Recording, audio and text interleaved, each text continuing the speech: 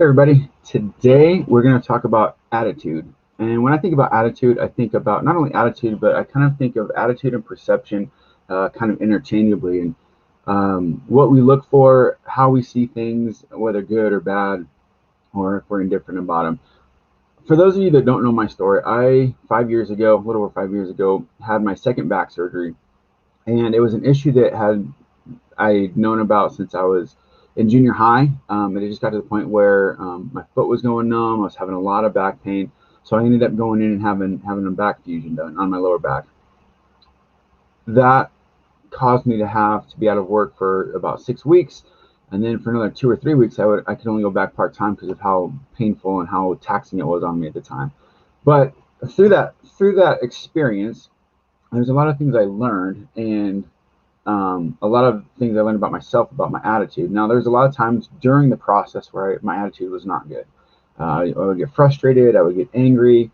I'd think, oh, there's things that I just can't do ever again. Then as I got stronger and as I started to recuperate, I realized that I could still do the things that I did before, and I might just have to be in a different way, or relearn how to do certain things, like how I moved and how I took care of myself, how I worked out.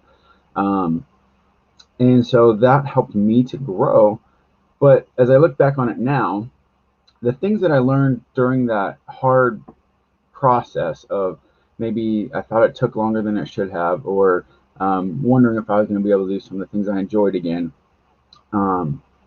looking at how I was able to learn more about my body and how the body works in general has helped me to apply to my coaching and to my interactions how to look for certain things. How sometimes where the pain of something is, whether that's in an organization or a team or in a life, doesn't always mean that's where the actual issue is. And it helped me to look deeper than just the surface level and kind of put things together and figure out what the chain of events was leading up to that.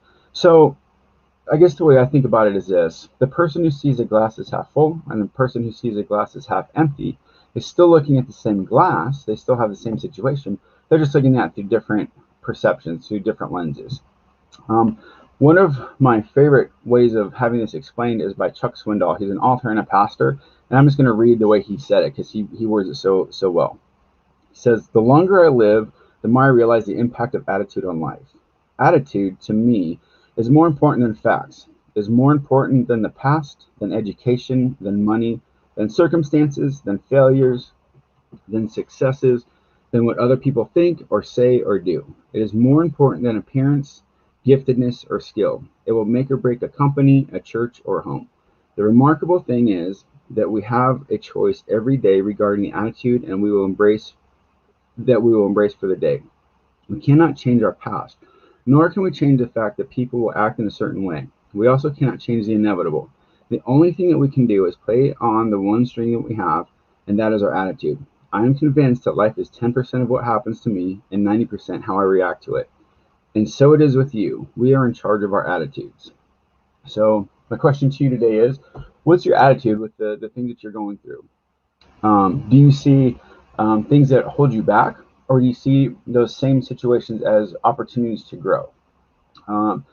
Again, like even think of a coach, and I know I use a lot of sports analogies, but think of a coach that just maybe lost a really, really close game.